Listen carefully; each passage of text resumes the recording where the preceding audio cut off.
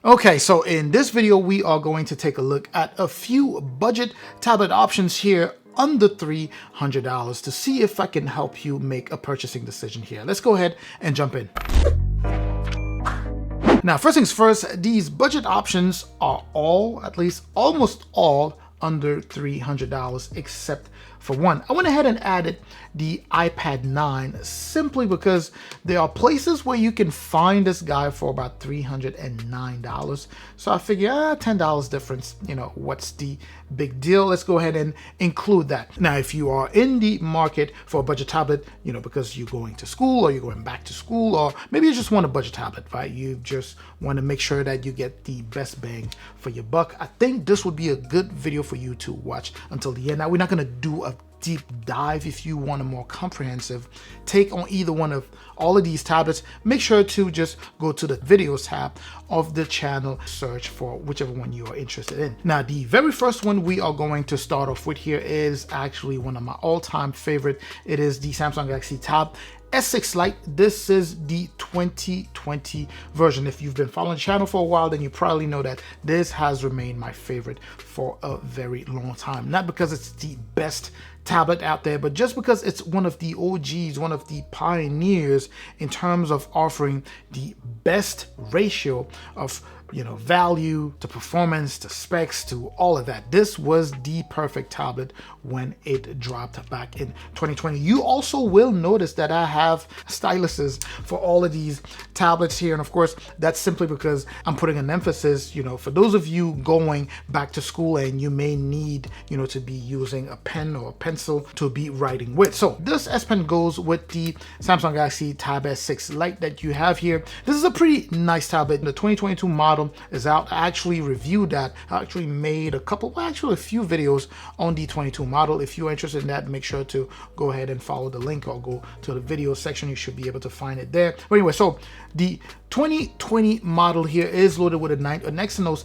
9611. Now, I'm going to try not to pull in specs a lot. Now, with all of that being said, when the 2020 Samsung Galaxy Tab S6 Lite dropped, a ton of people bought this tablet, like a ton. This was one of the best-selling devices that Samsung ever made, which is one of the reasons they actually brought back the 2022 model, right? It sold like crazy and the price would not go down simply because it was selling that well. Now, 2 years later, obviously, with technology continuing to advance, we have newer tablets with newer chipsets that are considered mid-range, are actually much better than this, but still, this tablet is very relevant and it would be good for someone in college. And I'm talking, generally for people who are just looking for a tablet for general stuff, right? So watching maybe their courses online, taking notes, jotting down notes, which, by the way, I should highlight the Samsung S Pen that you have here. It's the standard S Pen. It is fantastic. One of the best non-active pencils out there. It is so good. It's actually one of the things that makes this tablet be what it is, right? Again, to just the average student, the Samsung Galaxy Tab S6 Lite here would be a nice tablet to pick up and buy. Association, if you buying this tablet, for college courses, obviously it would be more than enough for someone in high school also. Now, I'm going to give you my verdict at the end. We're going to go ahead and jump onto the next one here. I was pleasantly surprised by what the Lenovo Tab P11 here had to offer, especially given the price point. I paid $239 for mine. It came with a case and the keyboard, along, of course, with the Precision pencil, the Lenovo Precision pen that we have here. Also decent at taking down notes on this tablet here, but not as good as what you have on the Tab S6 Lite here. So if you are looking for something that is really good for taking down notes, that would be the Tab S6 Lite. But anyways, in terms of value, it offers a much better value than what you have with the Tab S6 Lite there, simply because, if you pay $239 as opposed to the $250 you'll be paying with the Galaxy Tab S6 Lite, you'll be getting, like I said, the back cover, the keyboard, and of course the pen. That is very, very nice. Now, the chipset on here is actually a Snapdragon 662, so still kind of aligned with what you have on the Galaxy Tab S6 Lite there. In terms of GPU performance, is slightly, a tiny bit ahead of what you have on the Samsung Galaxy Tab S6 Lite. And just like the Tab S6 Lite, it comes with 4 gigs of RAM and 64 gigs of internal storage, both expandable. On the Tab S6 Lite, expandable at up to 1 terabyte. I believe it is the same on the P11 here. This is one of the reasons why, you know, Android tablets offer such good value, because you can expand that internal storage as opposed to something like an iPad where you have to pay extra directly to Apple in order to jump onto the next tier. But anyway, I digress there. You have an IPS display, which technically is a superior display to what you have on the Tab S6 Lite. But the problem here is that the resolution on the Tab S6 Lite is a little bit higher, so pixel density is tighter there. So picture quality is better on the Tab S6 Lite than it is on the P11 here. Now let's go ahead and jump on to the next one. This is the Samsung Galaxy Tab A8. What I have here is actually a capacitive pencil. You always hear me say, hey, you know, if you buy this tablet and you absolutely need to take down notes, but just go ahead and grab yourself a capacitive pencil off of eBay, off of Amazon. You should be able to take down notes with that. It won't be to the same degree as you would with the regular Samsung S Pen here, but it still, you know, does work. It's not as optimized, right? It doesn't have any of the features that you normally get with a standard S Pen, but like I said, it does work. But anyway, so loaded here with a Unisoc chipset, Unisoc T618. So decent performance so far, and you can take down notes, like I said, with this. Now, if you are majoring in something that requires a little bit more power, then maybe you should be taking a look at the iPad 9 here. This is probably the best value you could get out of an iPad, literally out of all of the lines, all the different iPad lines that they have, the Pros, the Air. This is probably the best in terms of value. Now, forget the old look, right? The old legacy look that we have there. In terms of value, this is probably the best. It doesn't come with a pencil. You would have to buy that separately.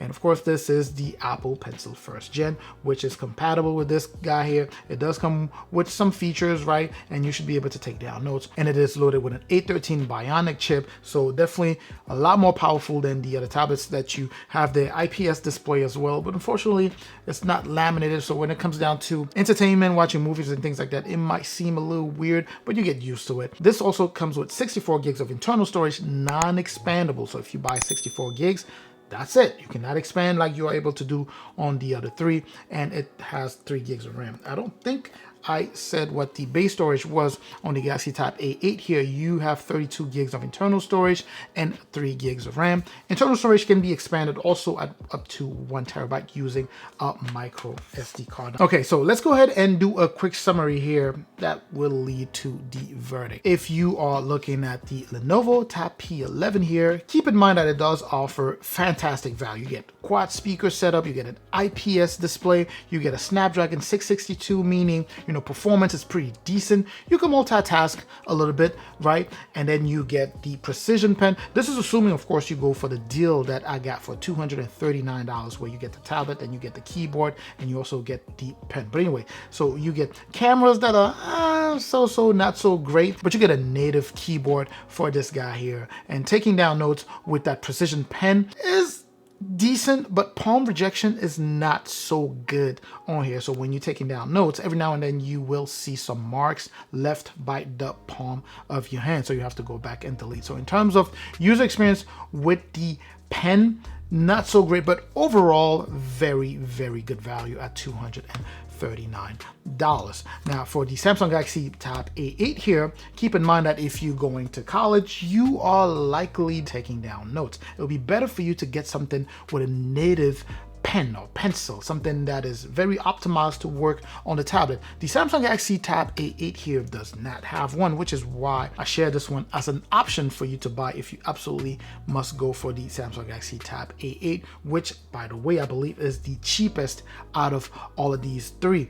You'll be able to take down notes, but the options or additional features will be very limited simply because it's not native to the tablet itself. So overall, it does offer some decent value. Also, you have quad speakers set up. They sound really loud. Decent camera also. Performance is not bad. It's a Unisoc chipset T618 there, so not bad for performance. Next year, I want to go ahead and talk about the iPad. Like I said, A13 Bionic chip, extremely powerful, way more powerful than any of these three here. You know, kind of an old legacy look there, but not really a problem. You have a dual setup speaker there, so sound quality is decent, but the thing is, depending on how you hold the tablet, you may cover the sound, and the sound would come out, you know, muffled. So in terms of user experience, it's an iPad, right? It's like a big iPhone. It works well, very well, as a matter of fact. It would be good for people who are in, let's say, media, or if you're doing video production, or whatever the case may be. This is a good tablet. You have to buy the Apple Pencil